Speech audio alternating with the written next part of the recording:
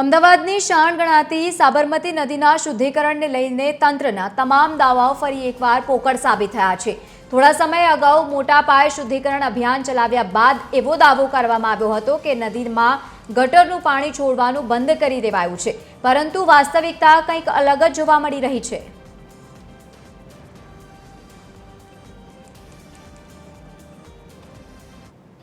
અમદાવાદની સાબરમતી નદી કે જેનું થોડા સમય અગાઉ જ શુદ્ધિકરણ કરવામાં આવ્યું હતું, જોરો શોરોથી સાફ સફાઈ શરૂ પણ કરી। જોકે ત્યારબાદ પરિસ્થિતિ એ છે કે હજુ પણ સાબરમતી નદીની અંદર દૂષિત પાણી જે છે તે બે રોકટોક છોડાઈ રહ્યા છે।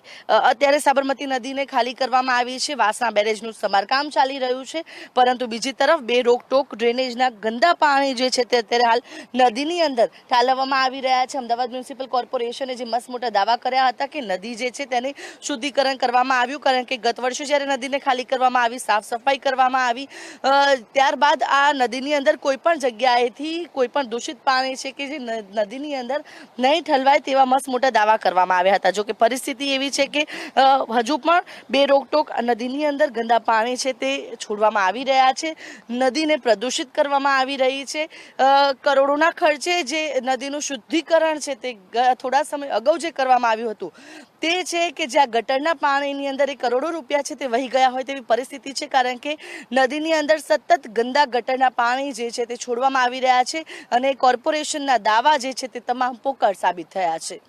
કેમેરા પર્સન હેમંત ગાયકવાડ સાથે આયુષી યાજ્ઞિક, TV 13 અમદાવાદ।